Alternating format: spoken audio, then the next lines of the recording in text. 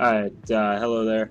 Marbearis here. I'm making a tutorial on how to get this lighting effect you see here. You see the fancy in the background and all that.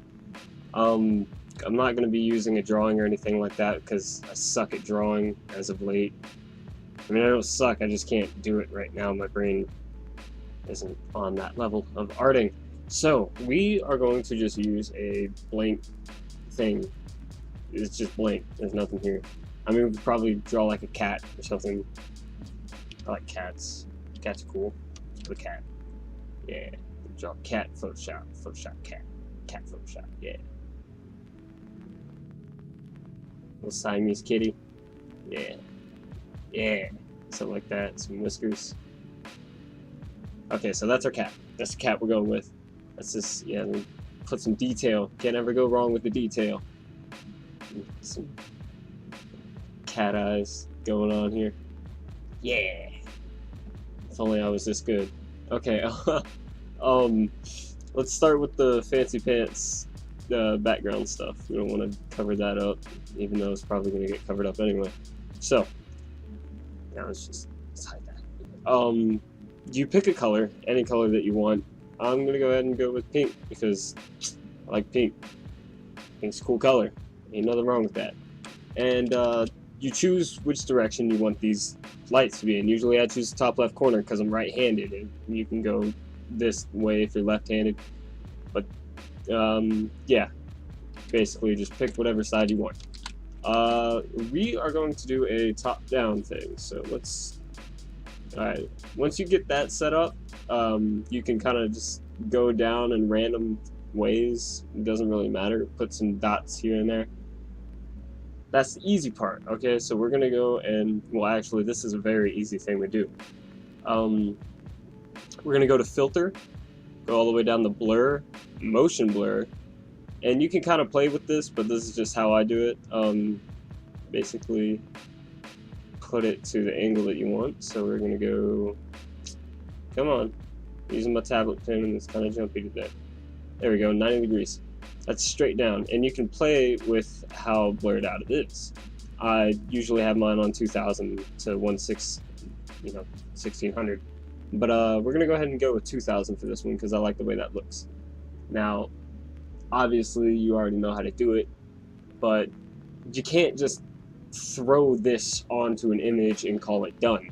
You're gonna have to add some contrasting colors, stuff to make it more prettyful. So we're actually going to go with a light blue and do the same thing, sort of ish, kind of.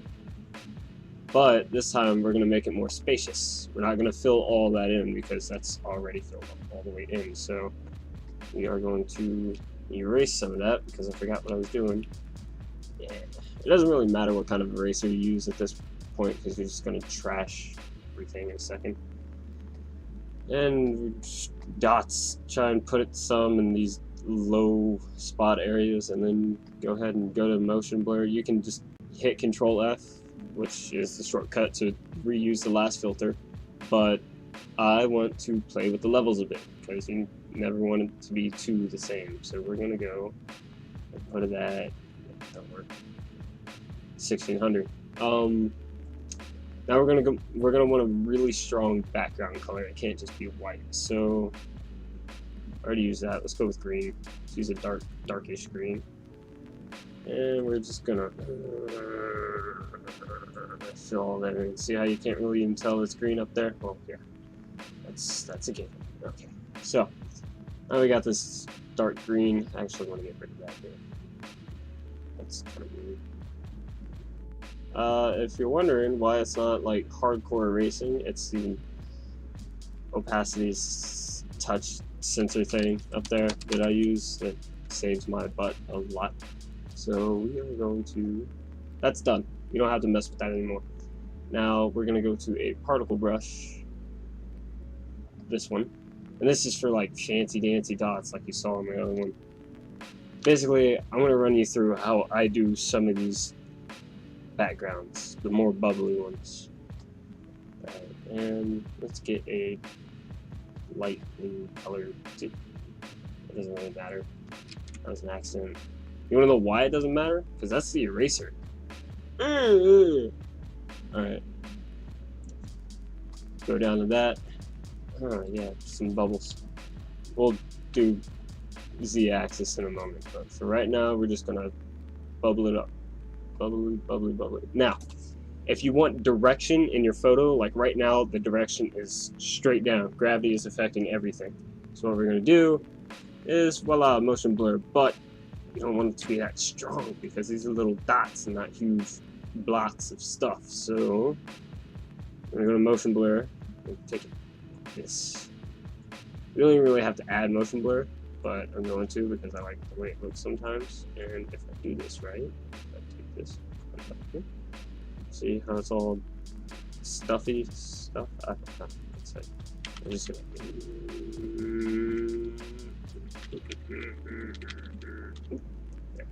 Just find one that looks good. I use a dark color so it would bring out lights if I use linear dodge, and I think difference brings out? No, okay.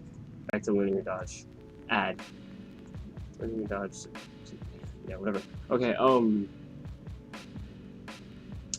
that looks nice, yes.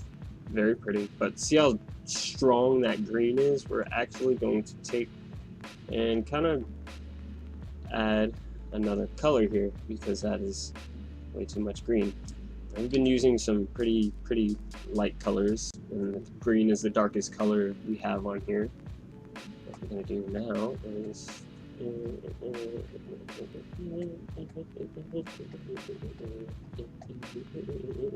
alright. Now, basically, we're just going to motion blur that crap. Now, there are like thousands of different ways. See how it did that? I can actually make that look different in just a second. There are billions of ways that you could do this stuff. I like to do it this way.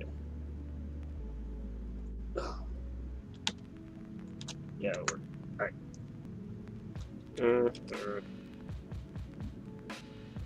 There we go. See, those are the original brush marks, just really stretched out. See how it kind of got rid of a lot of the super strong green that was holding in everything before. Okay, now this part isn't really necessary. You can just, kitty, you can do whatever you want with this. None of this is really necessary. It just makes the photo look better. You're going to want to pick a really bright color, like this yellow that I have here. You want to go a little bit brighter than that. Almost white. You don't want white exactly because you could use white exactly. It's completely up to you. You want to make the brush kind of small and just, you know, give it some accents every now and then. And if you wanted, what I do sometimes is add some super bright white to this, because whenever you motion blur it, it's going to blend these colors together, and that will cause that effect. See how it's kind of white, yellow there? That's a good thing. There you go. Alright, so now you got your foreground and the background, and it's really three-dimensional what I got going on here. And then the coup d'etat, the kitty. Alright, thanks for watching. I'll probably have this file available to download just in case you want to go through it all and take it apart, look at it. So yeah, thanks for watching, and I'll probably make some more of these later on if I ever get the chance. But that's it. Adios.